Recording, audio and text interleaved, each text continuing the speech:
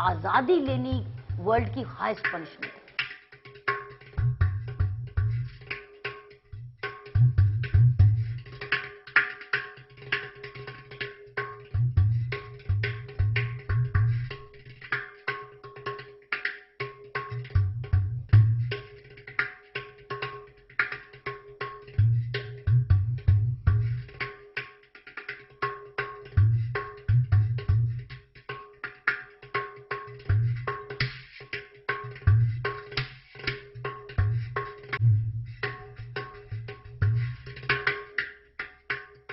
पुनर्वासन का मतलब ही है कि अपना आगे का सुधार, अपने आप को सेल्फ सफिशिएंट बनाना, अपने आप को सक्षम बनाना, अपने पांव पे खुद खड़े होना, सिर्फ अपने लिए नहीं, समाज के लिए, भले के लिए भी।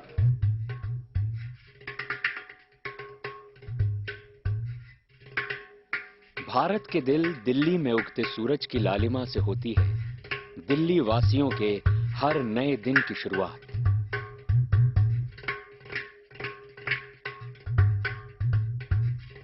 सुबह की पहली किरण के साथ ही दिल्ली वासियों की चहल पहल माहौल में हजारों रंग बिखेर देती है। पर इस रंग बिरंगी दिल्ली में ही बसती है एक और अलग दुनिया।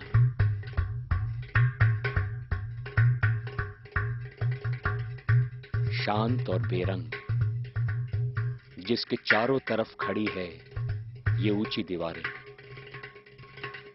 इस दुनिया में रहने वाले लोग हर पल आशा भरी नजरों से इन दीवारों को निहारते हैं, दुआ मांगते हैं कि कब वो इन दीवारों के बाहर की दुनिया में कदम रखेंगे।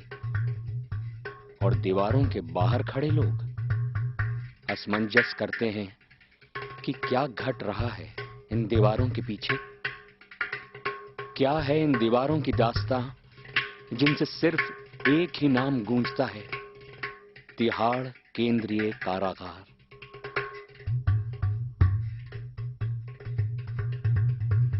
लगभग 400 एकड़ में फैली तिहाड़ जेल सिर्फ भारत की ही नहीं बल्कि पूरे एशिया की सबसे बड़ी जेल है। सन 1958 में तिहाड़ का निर्माण सिर्फ 1273 कैदियों को रखने के लिए किया गया था। आज तिहाड़ को 9 केंद्रीय कारागारों में बांटा गया है, जिसमें करीब 11,700 कैदी रहते हैं, जबकि जेल की कुल क्षमता सिर्फ 6,250 कैदियों को रखने की है।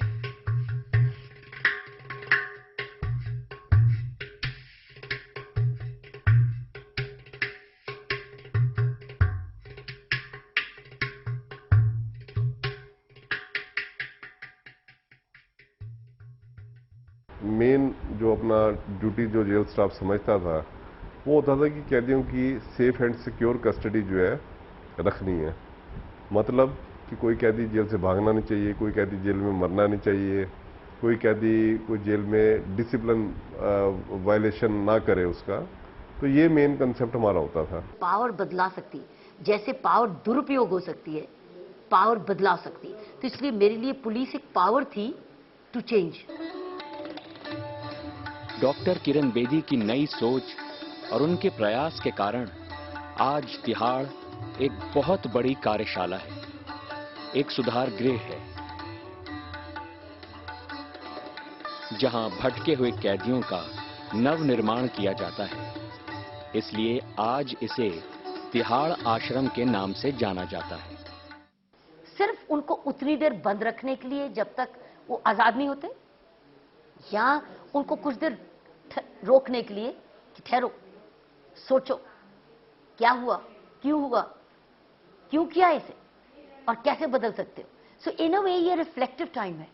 पनिशिंग टाइम तो है, किसी की आप आजादी लेते हो, लेकिन अगर आप उसको रिफ्लेक्टिव टाइम बना दें तो फिर वो करेक्शन की तरफ चलता है। First effective communication was by a prayer.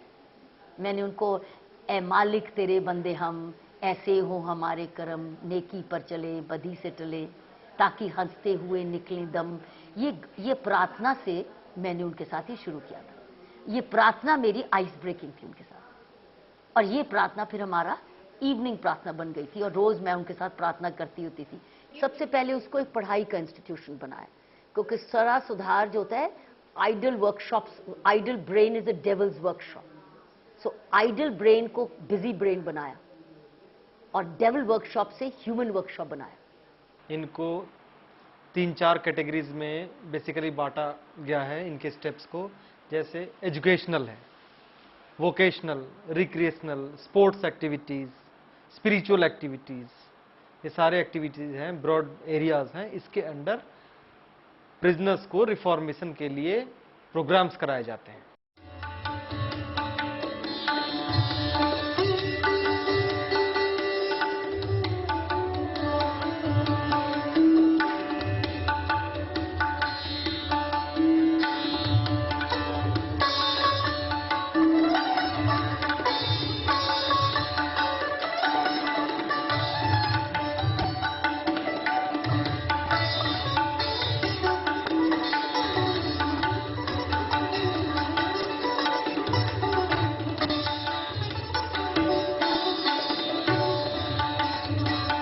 कोई भी व्यक्ति जेल के अंदर आता है, चाहे वो ड्रग एडिक्ट है या नहीं है, तो एक मुलायजा वार्ड होता है। सबसे पहले वो वहाँ आता है, वहाँ पे उसकी डॉक्टरी होती है। डॉक्टर जो उसका चेकअप करता है, उसके साथ टॉक करता है कि आपको कोई प्रॉब्लम है, क्या हुआ, आपके साथ आए हो, फिजिकली वो अनफिट तो नहीं है, कोई बीमारी तो नहीं है उसको। तो वहाँ वो फिर बताता है कि मैं जो है नशा करता हूँ। तो जब वो वहाँ बताता है और डॉक्टर चेकअप करते हैं तो उसको नशा नहीं मिलेगा तो विड्रॉल सिम्टम तो उसके होंगे ही होंगे। तो वहाँ वो फिर पहचान होती है, इसकी आइडेंटिफिकेशन होने के बाद जेल के अंदर DAC है, डिटॉक्सिफिकेशन जिसका फुल फॉर्म है, तो वो 3 नंबर जेल में आज की डेट में चल रहा है।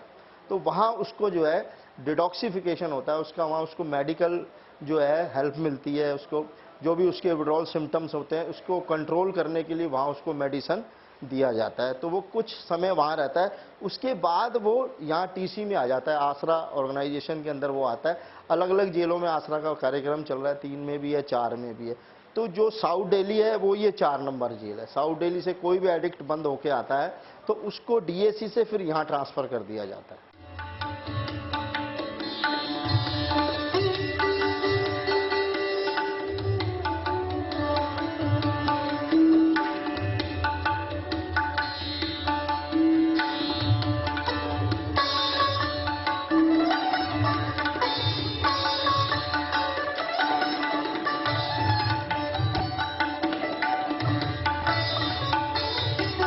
जिस दिन हम जेल आए हैं यहाँ पर, अगले दिन हमारे यहाँ सारे टेस्ट हुए हैं, जिसके दौरान हमारे को डॉक्टर ने हमारी दवाइयाँ रखी। इस दवाइयों से जब से हमने लेनी शुरू करी है, तब से हमारे को जो हम नशा करते थे बाहर, उसकी ज़रूरत नहीं पड़ी और ना उसकी लेने की कोई महसूस होती है। बंद कर लेंगे, किसी की आंख नहीं खुली होनी चाहिए, आंखें सभी बंद कर लेंगे और धीरे धीरे लंबा गहरा श्वास लेके छोड़िए।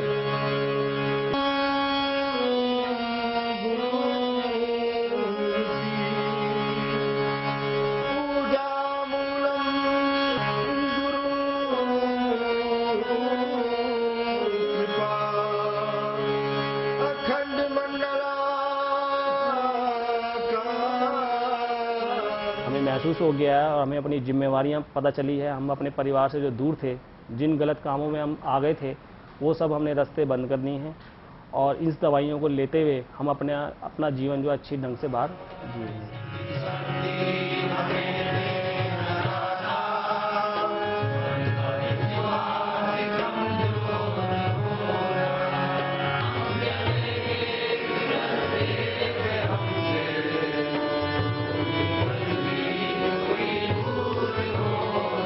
दोस्तों, मेरे जीवन में नशा तो प्रवेश 10 साल की उम्र में हो चुका था, लेकिन उस टाइम नशे पे इतना नशा मेरे ऊपर हैवी नहीं था, मतलब डिपेंड नहीं था। कभी कभी जैसे कर लिया टशनबाजी में।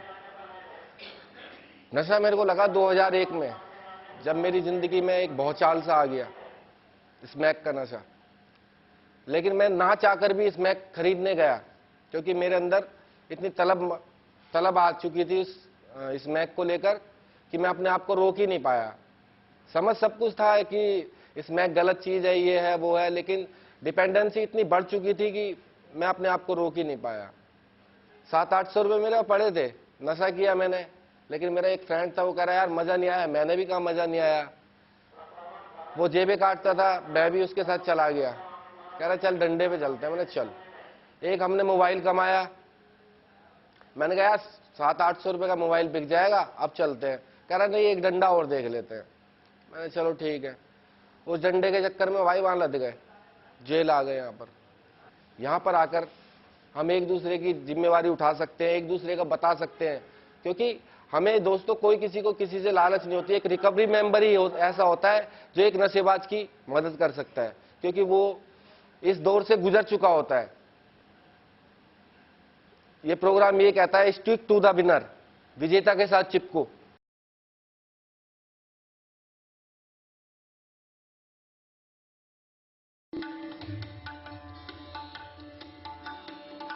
तिहाड़ जेल नंबर 3 में कदम रखते ही भगवान बुद्ध की प्रतिमा के दर्शन होते हैं।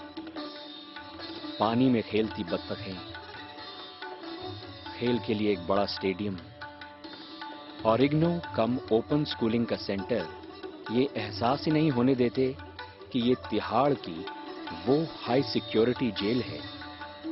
तिहाड़ का कोई भी कैदी जो पढ़ना लिखना चाहता है, इग्नो सेंटर आकर क्लासेस ले सकता है। पढ़ाई के लिए कैदी इग्नो लाइब्रेरी या कंप्यूटर सेंटर की मदद भी ले सकते हैं। यहां पर हर साल पुलिस प्रशासन की देखरेख में इन कैदियों के एग्जाम्स की भी पूरी व्यवस्था की जाती है। यहाँ पर सेंटर है ओपन स्कूलिंग का, जिसके फॉर्म हमें जेल की तरफ से ही भरवाए जाते हैं। मैंने 12th क्लास के फॉर्म भरे हैं, जिनके एग्ज़ाम भी हुए थे इस बार। अब इनके रिजल्ट आने बाकी हैं। बाहर से मैं 7th तक पढ़ा हुआ था।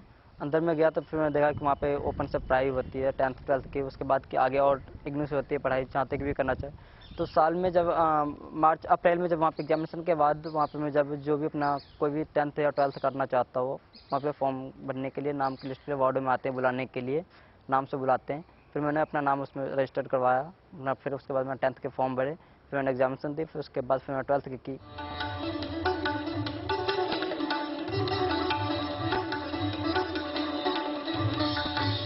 जेल नंबर 5 सिर्फ अंडर ट्रायल्स यानी विचाराधीन कैदियों को रखने के लिए बनाई गई है। अधिकतर कैदी युवा वर्ग से हैं और उनकी आयु 15 से 30 साल के बीच है। कोई मतलब जो छोटा मोटा क्राइम करके या अनजाने में उससे हो गया, तो वैसे क्रिमिनल से ना मिले कि जो हैबिचुअल है। तकरीबन हमारे यहाँ पे ना 60% से ज़्यादा आदमी ना बेकसूर हैं। जैसे कोई छोटा मोटा केस हो गया फैमिली में, अब एक बंदा बंद होता है तो 20 बंदों का नाम लेता है, ये भी इन्वॉल्व था, ये भी इन्वॉल्व था, इस तरह से। अब हम ये नहीं चाहते ना कि बेकसूर आदमी यहाँ पे आए और वो भी एक क्रिमिनल की तरह रहे। हम तो ये चाहते हैं कि भाई उसको थोड़ा कुछ काम सिखाएं, उसको रियलाइज़ कराएं, भाई आप गलती से आ गए हो तो ऐसी बात नहीं है। जेल ऐसा नहीं है कि जेल में आप परेशान रहेंगे। इन कैदियों के लिए कुछ स्वयंसेवी संस्थाओं की मदद से जेल प्रशासन अनेक प्रकार के सुधार कार्य चलाता है, जैसे सिलाई का काम, एम्ब्रॉयडरी, स्केचिंग और पेंटिंग इत्यादि।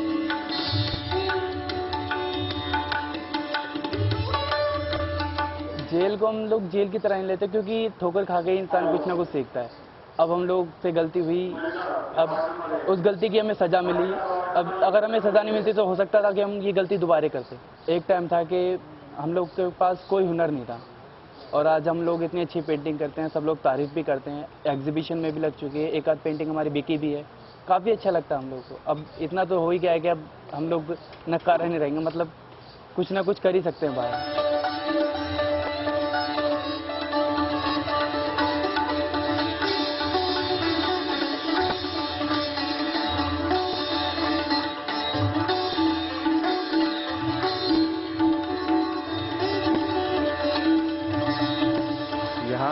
के बाद बड़ा पछतावा हो रहा है। ज़िंदगी बहुत पीछे चली गई है और ज़रा से 1 मिनट के गुस्से के कारण हम आज यहाँ पे बैठे हैं। लेकिन यहाँ आने के बाद पता चलता है कि कंट्रोल कर सकते हैं, अपने गुस्से पे कंट्रोल करना चाहिए। बैरिक में रहते हैं तो अकेला टेंशन में रहते हैं और यहाँ पे आके हमारा टाइम पास हो जाता है। फिर दूसरी बात यह है कि हमें एक हुनर मिलता है सीखने के लिए। अगर हम कल को कामयाब हो जाते हैं तो बाहर निकल के हम अपना खुद का आर्ट स्टूडियो खोल सकते हैं या दुकान खोल सकते हैं, कोई भी काम कर सकते हैं। जेल के सभी कैदी अपना खाना स्वयं बनाते हैं तथा जेल परिसर का रख रखाव भी करते हैं।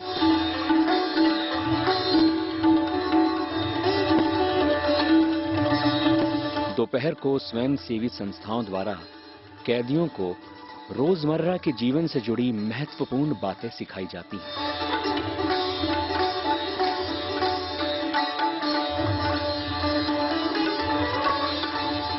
जो हमारा CG5 के अंदर में जो प्रोग्राम चलता है वो लाइफ स्किल है। इसके अंदर हम लोग जो है जो प्रिजनर्स होते हैं इनको जो है इनकी जो नेगेटिव सोच होती है उसको पॉजिटिव सोच में बदलते हैं। इसके लिए हम लोग जो है वीकली से 1 वीक में 2 बार जो है क्लास लेने के लिए जाते हैं, जो कि शाम के वक्त होती है हमारी 4 से 5 में 1 घंटा, जिसको जो सारे प्रिजनर्स होते हैं उनको चक्कर पे बुला के क्लास करते हैं। इसके अंदर में जो है हम उनकी फैमिलीज़ के ऊपर में बातचीत करते हैं, उनकी काउंसलिंग होती है, जो उनको प्रॉब्लम होती है वो शेयरिंग करते हैं, और यहाँ तक कि जो मेडिकल्स के ऊपर में जो बीमारियाँ हैं उनके बारे में जानकारी देते हैं। बेसिकली जैसे HIV/AIDS है, TB है, हेपेटाइटिस है, और इसके भी जो कि जेल के अंदर में ज़्यादातर ये बीमारियाँ चलती रहती हैं।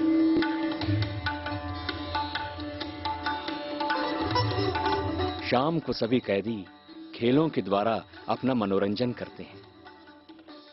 इसी खेल भावना को जीवित रखने के लिए तिहाड़ जेल में प्रतिवर्ष वार्षिक ओलंपिक्स का आयोजन किया जाता है। लड़ाई झगड़ा हो गया सर हमारे साथ, जैसे गाड़ी गुप्ता कर रहे थे बंदे तो दारू पी के, हमसे बर्दाश्त नहीं हुआ सर, झगड़ा हो गया उनसे। अब वो गलती से डंडा उनके लग गया, वो मर गया। फिलहाल तो मेरे को 3 साल हो गए हैं, बाकी अभी देखो कितना टाइम लगेगा। अभी मैं मुजरिम करार नहीं दिया गया, अगर मुजरिम करार दे दिया गया तो सर मेरे को टाइम काटना पड़ेगा। अभी मैं हवालाती अंडर ट्रायल हूँ।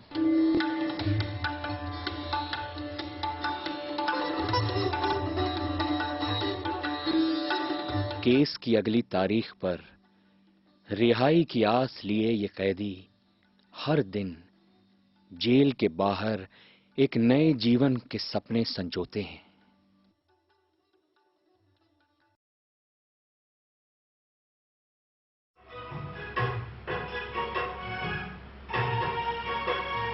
ये जेल नंबर 2 का मेडिटेशन सेंटर है, जहां कैदी ध्यान साधना की मदद से अपने अतीत के एक बुरे हिस्से को भुलाने की कोशिश करते हैं और शांत मन से जीवन के प्रति एक सकारात्मक सोच अपनाते हैं।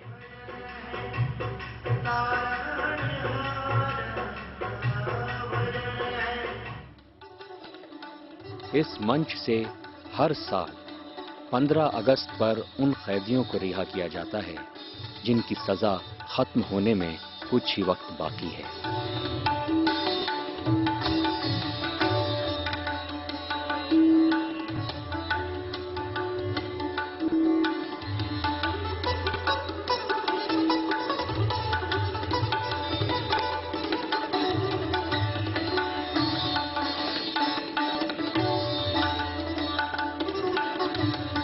यहाँ पर 6000 टोटल बुक्स हैं, जिसमें रेड क्रॉस की भी हैं, दिल्ली पब्लिक लाइब्रेरी की है और गेट टुडे के भी है, और PHQ प्रिजनर मतलब DG ऑफिस का भी इसमें किताबें हैं, और ज़्यादा धार्मिक किताबें यहाँ ज़्यादा जाती हैं।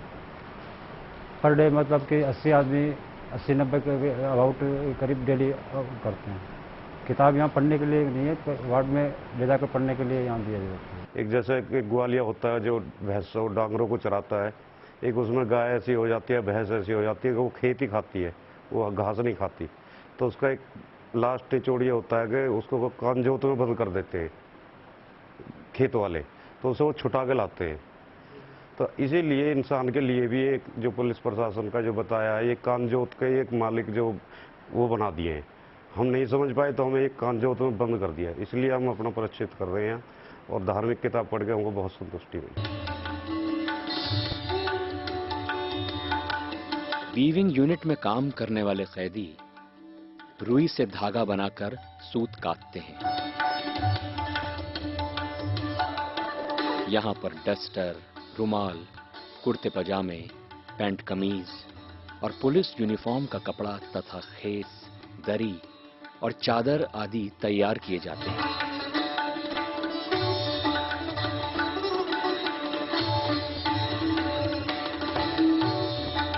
और मुझे 4 साल हो गए जेल में। पेपर बनाने का काम हम सीख रहे हैं यहाँ पर। इसमें कुछ मशीन का काम होता है, लेकिन हाथ का काम ज़्यादा होता है इसमें। जिसमें बड़े गत्ते तैयार होते हैं, जैसे फाइल कवर वगैरह तैयार होता है।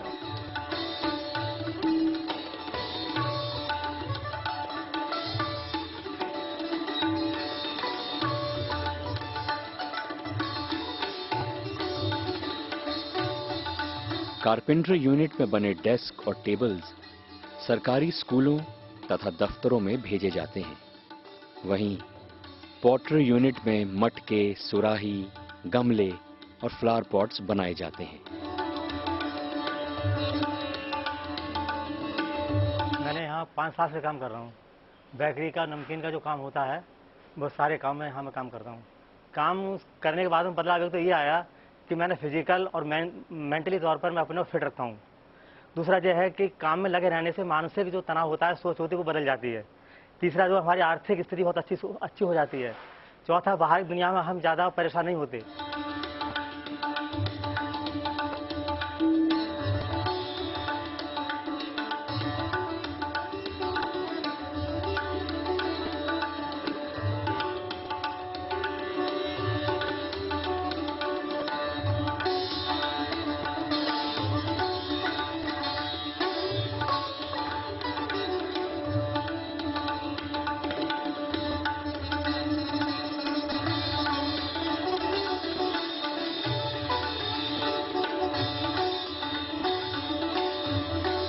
तिहाड़ फैक्ट्री में बनाए गए सारे सामान को डिस्प्ले यूनिट में प्रदर्शित किया जाता है।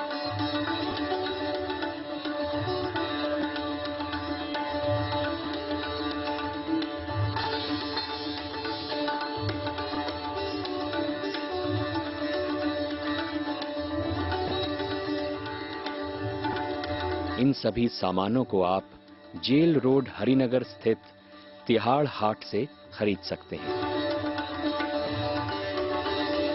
पूरे दिन के कठिन परिश्रम के बाद ये कैदी फैक्ट्री से अपने बैरक्स की ओर लौटते हैं। जेल में होने के बावजूद एक नया काम सीखने का संतोष इनके चेहरे पर साफ झलकता है।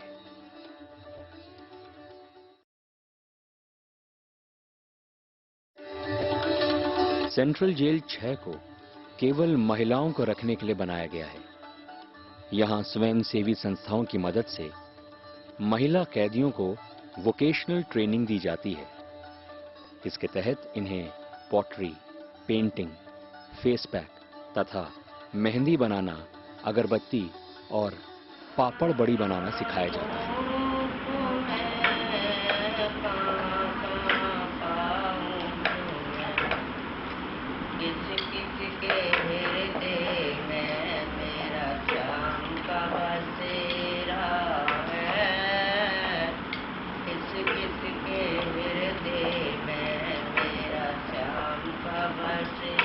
लड़का की शादी करी अभी 3 महीना शादी को हुए तो बहू ने फांसी खा ली। देखो जब तक चलेगा तब तक केस चलेगा ही। बस बेटा बस वो ही चाहते हैं कि भगवान अब बस इस उम्र में बस सब बाहर भेज दे। हाँ घर वाले भी आते हैं मगर बहुत लेट आते हैं, 2-3 महीना बाद ही आते हैं। महिला जेल के सुधार कार्यों को चलाने में डॉक्टर किरण बेदी की संस्था इंडिया विजन फाउंडेशन की एक महत्वपूर्ण भूमिका है।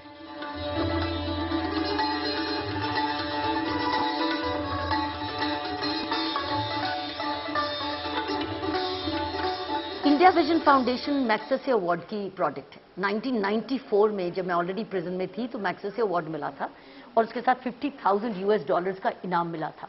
सो उसको इंडिया विजन फाउंडेशन के नाम से हमने प्रिजन रिफॉर्म पर ध्यान दिया, जिसकी वजह से जो बच्चों का क्रैश चलता है तिहाड़ जेल में, बच्चों की नर्सरी स्कूल चलता है, औरतों को ट्रेनिंग मिलती है to become teachers, in nursery management, अपने घर में नर्सरी मैनेजमेंट कर सकें। विमेन को वीविंग बिहाइंड बार्स मिलता है और ऐसे जो प्रोग्राम मिलते हैं वो इंडिया विजन फाउंडेशन चलाती है। अच्छे